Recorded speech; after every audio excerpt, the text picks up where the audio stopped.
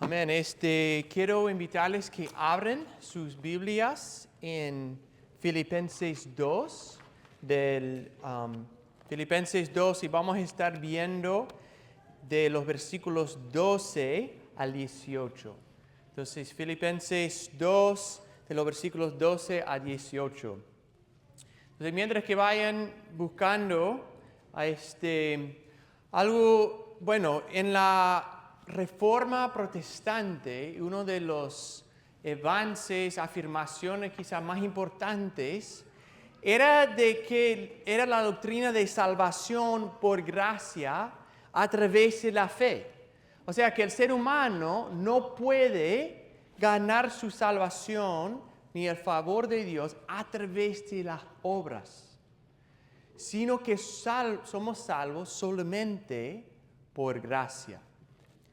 Pero eso nos deja con la pregunta de cómo entonces entendemos bíblicamente a la obediencia. ¿Por qué hacemos buenas obras como cristianos que somos salvos por gracia? Y además, la pregunta entonces, somos llamados a obedecer a Dios, somos llamados en la Biblia a buenas obras. ¿Cuáles son las buenas obras? ¿Cómo obedecemos a Dios? Y uno de los antiguos catecismos respondía de esta manera. Decía, ¿qué son las buenas obras? Dice, solamente aquellas que proceden de la verdadera fe, que se hacen de acuerdo con la ley de Dios y para su gloria. O sea, hacer una buena obra es hacer la cosa correcta de la manera correcta por la razón correcta. O sea, hay un qué, que es, hay un cómo, la manera, y un para qué de la obediencia. Entonces, el pasaje de hoy, Pablo exhorta a los filipenses a una obediencia bíblica y les da respuestas a estas preguntas. ¿Qué deben hacer? ¿Cómo lo deben hacer? ¿Y para qué lo deben hacer? Entonces, hoy queremos entender a través de este pasaje un poco más sobre la obediencia bíblica. Y para hacer esto vamos a leer entonces Filipenses 2, de 12 a 18. Y dice así: Así que, amados míos, tal como siempre han obedecido, no solo en mi presencia, sino ahora mucho más en mi ausencia, ocúpense en su salvación con temor y temblor. Porque Dios es quien obra en ustedes, tanto el querer como el hacer, para su buena intención. Hagan todas las cosas sin murmuraciones ni discusiones, para que sean irreprensibles y sencillos, hijos de Dios, sin tacha, en medio de una generación torcida y perversa, en medio de la cual ustedes resplandecen como luminares en el mundo, sosteniendo firmemente la palabra de vida, a fin de que yo tenga motivo para gloriarme en el día de Cristo, ya que no habré corrido en vano, ni habré trabajado en vano. Pero aunque yo sea derramado como libación sobre el sacrificio y servicio de su fe, me regocijo y comparto mi gozo con todos ustedes. Y también ustedes, les ruego, regocíjense de la misma manera y comparten su gozo conmigo. Vamos a orar. Señor, el día de hoy te damos gracias porque estás presente con nosotros, Señor, porque estás obrando en nosotros, Señor, y hemos reunido a adorarte, Señor. Además, hemos reunido para escuchar de ti, Señor. Entonces pedimos que tú hables a través de tu palabra, Señor, que sea animando, edificando, exhortando a mis hermanos, a nosotros juntos hoy, y que tú seas glorificado. a través de tu palabra, Señor. Y que podamos, Señor, aprender a obedecerte, Señor, de una manera bíblica, basada en el Evangelio, Señor. Y pedimos esto en el nombre de Jesús. Amén. Entonces, como dije, vamos a responder hoy a 3 preguntas sobre la obediencia bíblica. El primero es el qué, ¿no? Y hablar de una visión de la obediencia. Segundo, vamos a ver el cómo, hablando del corazón de la obediencia. Y tercero, el para qué. ¿Cuál es la meta de la obediencia? Y lo que vamos a ver hoy es que debemos procurar obedecer a Dios con una dependencia activa en Él, confiando en su gracia y provisión para nosotros y buscando agradarle en todo. Entonces queremos empezar con el primer punto, el qué, dando una visión de la obediencia. Y quiero ver 3 cosas del qué.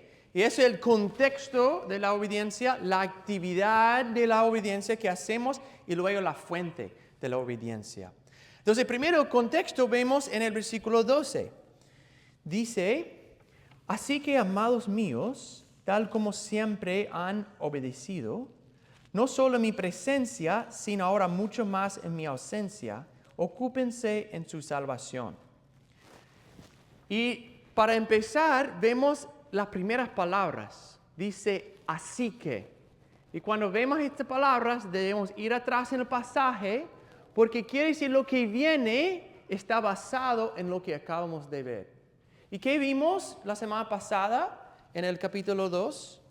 Bueno, habla de Cristo, ¿no? Habla de que Él se humilló y llegó a ser un hombre, vivió una vida perfecta y murió en la cruz por nosotros, ¿no? Y luego que fue exaltado. Entonces, y dice, mira, Pablo, mira, esto primero es un ejemplo para ustedes que deben seguir.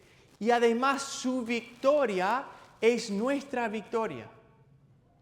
Entonces, él dice, así que, diciendo, basado en el ejemplo de Jesús, basado en la obra de Jesús, debemos ahora vivir vidas obedientes al Señor. Entonces el contexto más importante es el ejemplo de humildad y sacrificio de Jesús. Entonces obedecemos basado en quién es Cristo y qué ha hecho. Segundo, él dice, amados míos, ¿no? Que Pablo basa su ruego no en como alguien ajeno, extranjero, sino alguien cercano. Basa su ánimo en alguien querido.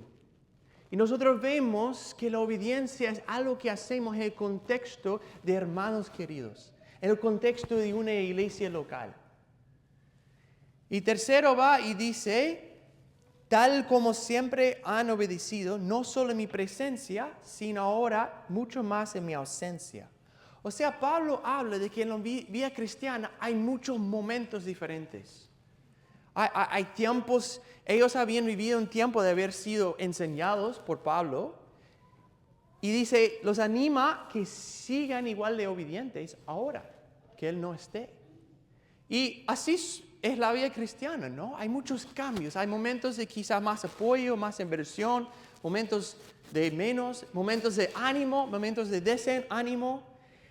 Y entonces, y yo viendo, no sé si reflejan, piensan en su vida cristiana, así ha sido, ¿no? Que hay muchos momentos, circunstancias que cambian.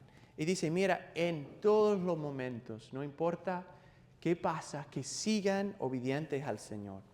Entonces, ese es el contexto, ¿no? El primer más grande es la obra y el ejemplo de Cristo. El segundo, en el contexto de una iglesia local. Y tercero, haciéndolo, siendo fiel en todos momentos. Entonces Pablo avanza entonces a la actividad de la obediencia en el versículo 12. Dice, ocúpense en su salvación con temor y temblor. Entonces creo que hay muchos que malentienden este versículo y creen que Pablo está diciendo, que nosotros tenemos que ganar nuestra salvación, ¿no? Y eso como empezamos, esto fue lo que vio Martín Lutero y él dijo, no, nosotros recibimos el perdón a través de la gracia, por la fe, ¿no? Entonces, y sabemos también por el contexto del mismo libro, de que está hablando que los cristianos tienen que vivir en una manera conforme a su salvación. No sé si acuerdan del versículo 27 del capítulo 1, si ven ahí dice, solamente compórtense de una manera digna del Evangelio de Cristo. Y luego en el versículo 5 habla Pablo de su participación en el Evangelio, desde el primer día hasta ahora. En el mismo contexto que acabas de hablar, lo conecta con el ejemplo y la obra de Jesús. O sea, el Evangelio, las noticias de la obra de Jesús, de su gran sacrificio por nosotros, nos lleva entonces a vivir de una manera diferente, ¿no? Entonces, sí, nos lleva a vivir en obediencia y sumisión a Él, nuestro Señor y Salvador. Pero también nos lleva a una identidad estable, nueva, en que somos hijos de Dios, parte de la familia de Dios, ¿no? Y que podemos vivir sin condenación, con el perdón y aceptación del Padre. Y además nos lleva a vivir con paz y tranquilidad del cuidado de nuestro Padre. Entonces, cuando habla de ocuparnos en nuestra salvación, habla de que crezcamos en vivir conforme a nuestra salvación, de vivir con las verdades de nuestra salvación. Y además, y dice aquí que eso debe ser un peso en nosotros. Dice, ocúpense en su salvación con temor y temblor. O sea, de vivir con un temor apropiado, como hijos de Dios, de honrar a Él y también de no aprovechar y descansar en las riquezas del Evangelio. Entonces la obediencia de los filipenses es que viven activamente las implicaciones de la salvación en la vida diaria, ¿no? Entonces estamos viendo el qué, vimos el contexto, vimos aquí la actividad y luego la fuente. Porque sigue Pablo en el versículo 13 que dice, porque Dios es quien obra en ustedes, tanto el querer como el hacer para su buena intención. O sea, mientras que viven en creciente obediencia al Evangelio, deben recordar de que el poder para obedecer no viene de ellos, ¿no? Sino es Dios. Dios es quien obra en nosotros. ¿Y qué es que obra? Primero dice el querer, no el deseo para la obediencia. Luego el hacer, la actividad de la obediencia. Y luego nos entrega la meta, que es su buena intención. O sea, la gloria de Dios. Entonces, aunque deben ocuparse en su salvación, lo tienen que hacer sabiendo que Dios es quien empodera tanto los deseos como la actividad para obedecer. Y eso es el Evangelio, ¿no? Es el mensaje de que Dios es quien hace la obra para salvarnos, para transformarnos. Primero hizo la obra en la cruz, muriendo en nuestro lugar, cargando nuestros pecados, y luego la regeneración, esa transformación del corazón. Y que Él es quien hace la obra tanto para perdonar como transformarnos. Entonces vemos el contexto de la obra de Cristo, la iglesia, la comunidad de la iglesia en todos momentos, ¿no? Vemos que la actividad de la obediencia es viviendo las implicaciones del Evangelio en todas las áreas de nuestras vidas. Y vemos que la fuente es la obra transformadora de Dios para cambiar nuestros corazones, para cambiar nuestras acciones. Entonces vemos, pensando en esto, Es que la naturaleza de la vida cristiana es una de trabajar con toda nuestra fuerza para el Señor, manteniendo una dependencia en Él en estos esfuerzos. ¿No? Es una actividad y una dependencia activa, ¿no? Las dos a la vez. Y creo que podemos caernos quizás en dos errores. El uno es una falsa dependencia que es pasiva. Decimos, confiamos en Dios, pero no hacemos nada. Y el otro es una actividad, pero autodependiente. Estoy confiando en mí mismo, ¿no? Entonces la primera es esa dependencia falsa, pero realmente es pasiva.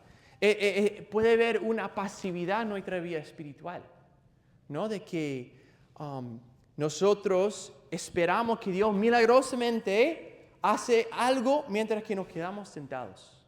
Dios, Señor, cámbiame. Y nada pasa. Bueno, Dios no responde oración, ¿no? Y entonces debemos preguntarnos, mira, ¿estamos tomando pasos para buscar al Señor y su obra en nuestras vidas? ¿Para vivir el Evangelio? Y preguntarte, ¿en qué área de tu vida ves que el Señor está señalando tu pecado? ¿No? O quizás está llamándote a mayor confianza y descanso en su perdón y transformación. ¿A qué área está apuntando? Yo en mi propia experiencia, creo en casi todos los momentos de la vida, podría decir, sí, aquí el Señor está trabajando. ¿Dónde está activo en tu vida en este momento? Y la segunda, entonces, ¿y qué pasos entonces hacemos, no? Debemos buscar lo que, si Dios apunta a una área, debemos buscar entonces qué dice la palabra, quizás memorizando pasajes relevantes. Debemos orar por entendimiento y transformación de corazón. Debemos escuchar quizás sermones o leer libros sobre el tema. Debemos buscar la ayuda de otros. No, mira, estoy batallando en este área. Hermano, ayúdame, clarifica esto. Ayúdame a confiar en el Señor. Y luego hacer pasos activos, hacer lo opuesto, ¿no? Si tiendo a enojarme con mi esposa, debo buscar amarla, mostrar paciencia, escucharla, traerle flores, ¿no? O quizás si lucho con descontento en mi vida, debo buscar agradecerle a Dios por cosas específicas. Entonces, y otra vez, es tomando pasos, siendo activos.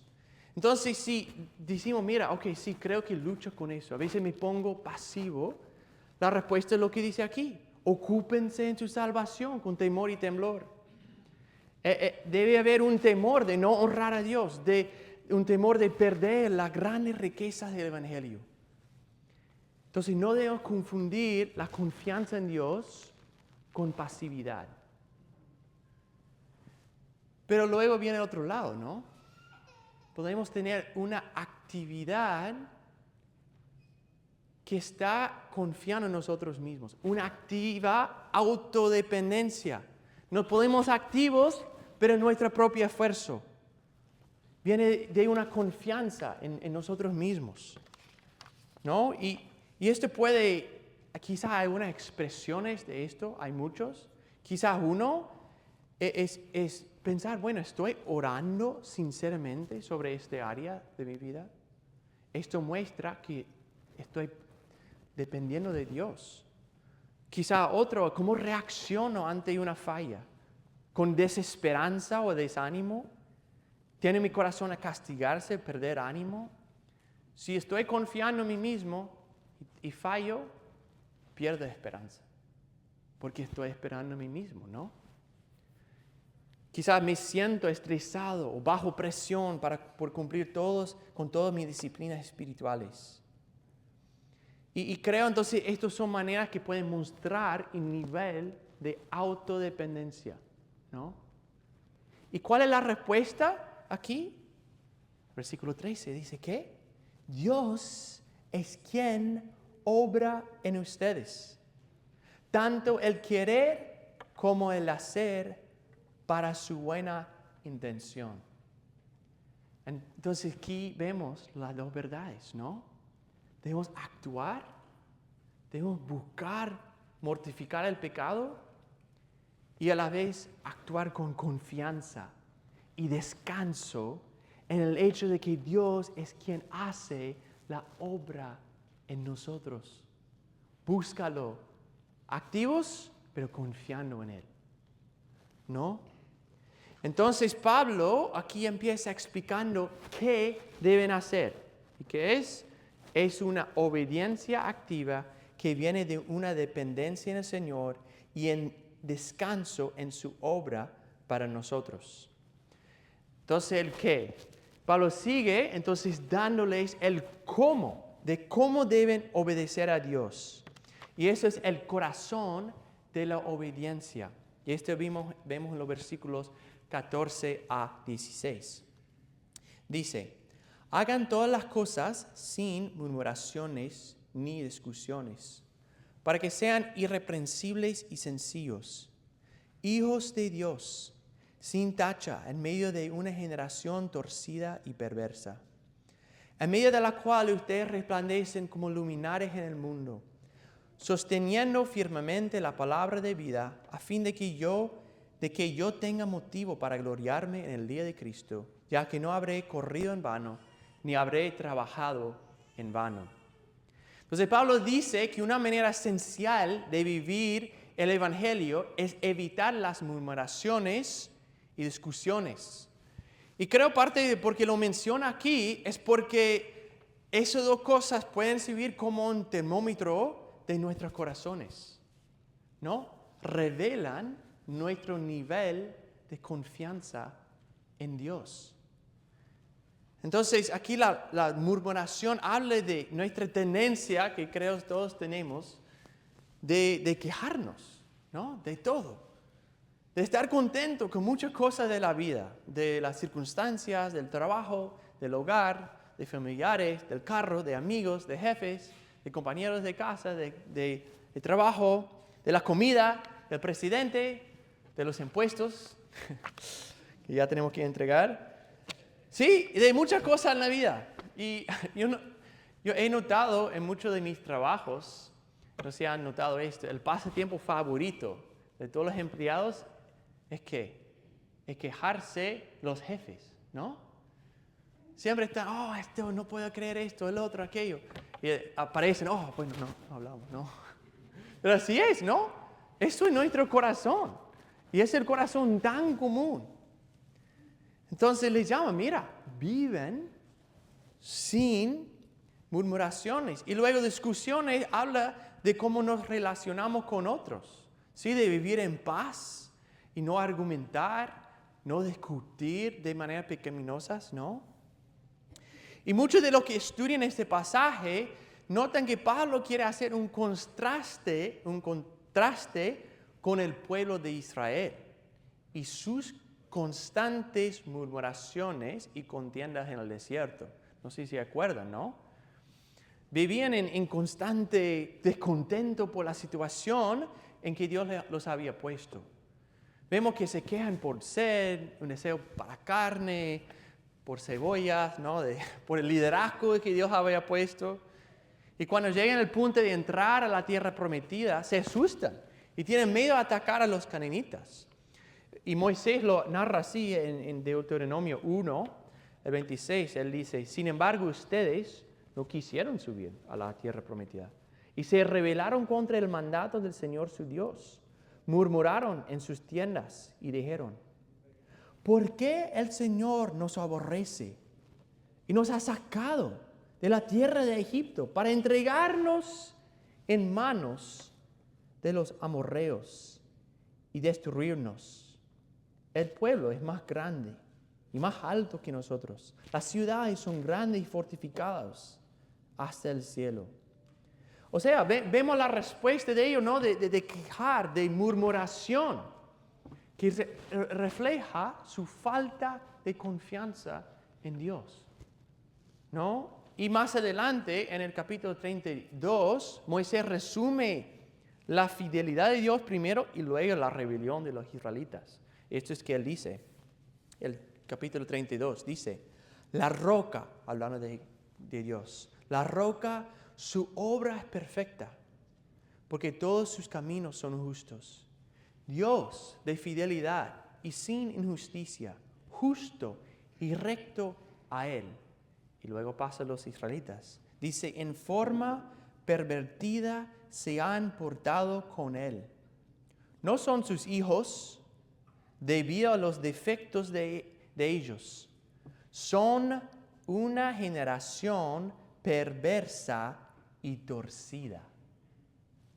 Noten ahí, Pablo usa la misma frase aquí. O sea, Pablo quiere hacer un contraste entre la generación rebelde de Israel, que era caracterizada por murmuraciones, contiendas, y los filipenses, que son verdaderos hijos de Dios, ¿no? Es una generación que sí iba a resplandecer en el mundo como Israel nunca podía. Entonces, en vez de dudar y oponer la palabra de Dios, deben ser guiados por ella. Entonces, lo que vemos es que hace ese contraste, ¿no? Que sean una generación sin tacha, ¿no? En medio de una generación torcida y perversa. Y resplandecer como luminares en el mundo, como Israel nunca pudo ser. Y sostener la palabra de vida, en vez de rebelar contra ella. De confiar en la palabra de Dios. Entonces, Pablo expresa que la marca de la fidelidad de los filipenses va a ser una falta de quejas y contiendas. Y para aplicar esto, no creo es tan difícil, ¿no? Dice, hagan todas las cosas sin murmuraciones ni discusiones.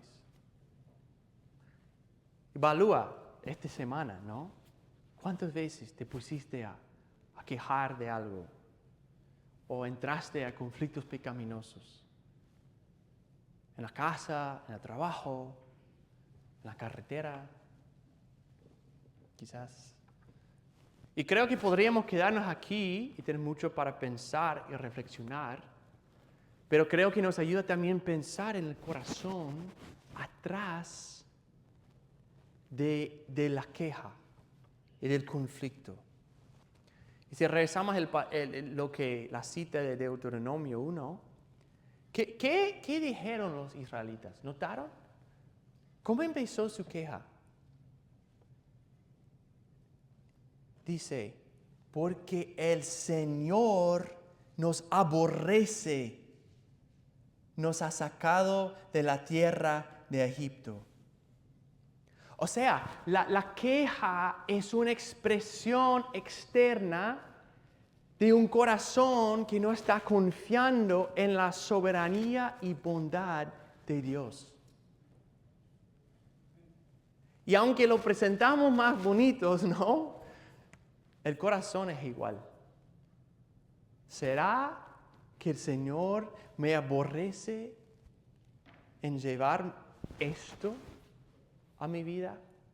Este trabajo, esta casa, esta situación, este hijo, este papá, este maestro. Y las contiendas no son tan diferentes, porque ahora es contra otra persona y sus decisiones y acciones. Pero igual vienen de un corazón que se levanta contra las circunstancias que Dios ha dejado en nuestras vidas. Y ahora yo lo tengo que tomar en mis propias manos. Yo lo tengo que forzar, yo lo tengo que alcanzar. Entonces Pablo le dice, mira, ¿cómo pueden asegurar de que están viviendo el Evangelio? ¿Cómo deben evaluarse? Bueno, en que viven sin murmuraciones ni contiendas. Porque esto muestra nuestro corazón. Entonces, hermanos, ¿cómo vamos en esto? ¿Tenemos corazones descansando en la providencia, en la bondad de Dios? Quizá la tarea que quiero dejarle esta semana es que empiecen a ser más conscientes de sí mismos, ¿no? Quizás que cuando te pones a quejar, cuando te pones a discutir, evalúa tu corazón. ¿Qué estás buscando? ¿Qué estás deseando? ¿Qué estás adorando? ¿Cómo puedes en este momento buscar al Señor? ¿No? En confianza, en fe. Y buscar hacer lo que dice aquí Pablo, de sostener firmemente la palabra de vida en nuestras vidas diarias. Entonces Pablo primero da el qué de la obediencia, ocuparnos en nuestra salvación, confiando en la obra de Dios. Luego da el cómo de la obediencia, ¿no? Con corazones descansando en Él. Y termina explicando el para qué de la obediencia con su propio ejemplo. Y esto vemos en la segunda parte de 16 y adelante. Dice, a fin de que yo tenga motivo para gloriarme en el día de Cristo, ya que no habré corrido en vano, ni habré trabajado en vano. Pero aunque yo sea derramado como libación sobre el sacrificio y servicio de su fe, me regocijo y comparto mi gozo con todos ustedes. Y también ustedes, les ruego, regocíjense de la misma manera y compartan su gozo conmigo. Entonces, Pablo sabe claramente que la salvación y la obediencia de los filipenses no viene de él, ¿no? Él acaba de explicar que es algo que Dios hace. Entonces, en gloriarse refiere a que Pablo puede gloriar de ser un instrumento en las manos de Dios para cumplir la gran obra de salvación. Quiere terminar su vida habiendo sido fiel al Señor. Y sigue en el 17, pero aunque yo sea derramado como libación sobre el sacrificio y servicio de su fe, me regocijo y comparto mi gozo con todos ustedes.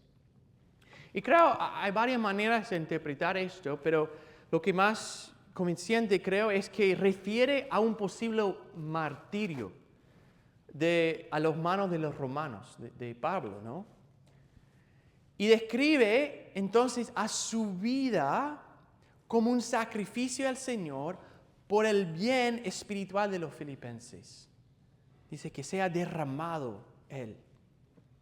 Y ojo, si Pablo estaba construyendo su propio reino, su muerte sería un desastre. Si quería levantar su nombre, morir sería un fracaso. Pero él dice que él seguiría gozando porque la salvación de los filipenses seguiría adelante. Dice, mira, su crecimiento, su fe, su obediencia en la palabra es que me da gozo. En el día final voy a poder gloriar delante del Señor, regocijar porque me usó como parte de su reino. Y luego en el 18 dice, también ustedes les ruego, regocíjense de la misma manera y comparten su gozo conmigo. O sea, siga animando a los filipenses a tener la misma actitud que él, de gloriar y regocijar en el avance de la salvación y obediencia de otros. Entonces vemos que Pablo se presenta como un ejemplo de alguien que encuentra su mayor gozo en que su obediencia, su vida, sea utilizada por Dios en las vidas de otros. Aun si él es olvidado, incluso pierde la vida.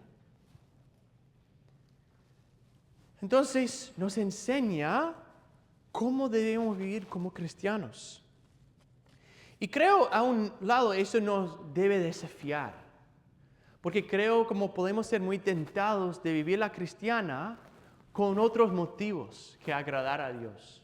Podemos querer levantar nuestro nombre, ser reconocidos. Y nos anima, mira, no, para la gloria de Dios, para agradar a Él. Pero al otro lado, esto nos debe animar. Porque aun si no somos reconocidos por el mundo, nos enseña que todo lo que hacemos puede agradar a Dios. Y eso es lo que describe Jesús en Mateo 25. Está hablando del día final y dice, pero cuando el Hijo del Hombre venga en su gloria, hablando del tribunal final delante del Señor, ¿no? Y separará a unos de otros, como el pastor separa las ovejas de los cabritos. Entonces el rey dirá a los de su derecha, vengan, benditos mi Padre, heredarán el reino preparado para ustedes desde la fundación del mundo. Porque tuve hambre y ustedes me dieron de comer. Tuve sed y me dieron de beber. Fui extranjero y me recibieron. Estaba desnudo y me vistieron. Enfermo y me visitaron. En la cárcel y vinieron a mí. Entonces los justos le responderán diciendo, Señor, ¿cuándo te vimos hambriente y te dimos de comer, o sediente y te dimos de beber? ¿Y cuándo te vimos como extranjero y te recibimos, o desnudo y te vestimos? El rey les responderá, en verdad les digo, que en cuanto lo hicieron a uno de estos hermanos míos, aun a los más pequeños, a mí lo hicieron. Mira, hermanos, nuestro deseo más grande transforma de reconocimiento de este mundo algo temporal, pasajero, de ser aceptado y aprobado delante de nuestro Padre, de agradar a Él. Entonces obedecemos no para ganar nada, no para parecernos bien, no para ser reconocidos ni avanzar, sino para simplemente poder regocijar en el día de Cristo. Que pudimos agradar a nuestro Padre. Y eso hace que el servicio más pequeño, la obediencia más escondida, tiene significado en el reino de Dios, porque agrada a nuestro Padre. Entonces, por eso obedecemos. Por eso nos ocupemos con nuestra salvación. Entonces, en este pasaje hemos visto Pablo animándonos hacia la obediencia, enseñándonos el qué y el cómo y para qué de las buenas obras. Entonces, ¿qué hacemos? Bueno, nos ocupamos en nuestra salvación con una dependencia activa del Señor. ¿Y cómo lo hacemos? Bueno, con corazones llenos de fe, descansando en el Señor, mientras que nos aferramos a las verdades de la palabra de vida. ¿Y para qué? Bueno, para regocijarnos en el día en que veamos a nuestro Padre Celestial cara a cara. Por eso lo hacemos. Y lo bueno de esto es no hay diferencia de personas ni puestos, sino que todos podemos y debemos crecer en la obediencia bíblica. Si tú eres una ama de casa, un pastor, un plomero, un seminarista, un maestro, un pintor, una esposa o una esposa, un joven o un niño en la escuela, o un jubilado, el llamado es igual, ¿no? Ocúpense en su salvación con temor y temblor. Entonces debemos procurar obedecer a Dios, ¿no? Con esa dependencia activa en Él, confiando, ¿no? En su gracia, su provisión por nosotros y buscando agradarle en todo. Y a la vez descansando. Porque no eres tú, no soy yo quien produce esa obediencia, sino Dios es quien obra en ustedes, tanto el querer como el hacer para su buena intención. Amén. Vamos a orar.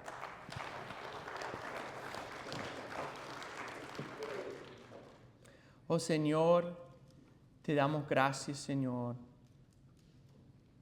porque nos has amado, Señor, porque tú obres en nosotros, Señor, nos llames a obedecer, pero a la vez obres en nosotros para transformar nuestros corazones y nuestras acciones, Señor, para tu gloria y honra, Señor. Pedimos que nosotros seamos una iglesia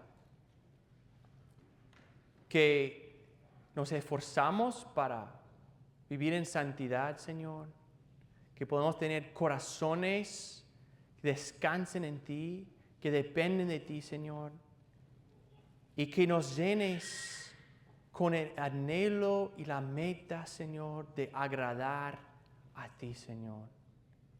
Queremos escuchar en este día, Señor, tu recomendación que pudimos agradar a ti, Señor. Señor, crézcanos, Señor, en obedecerte más fiel, Señor, para tu honra y tu gloria. Y pedimos esto en el nombre de Jesús. Amén.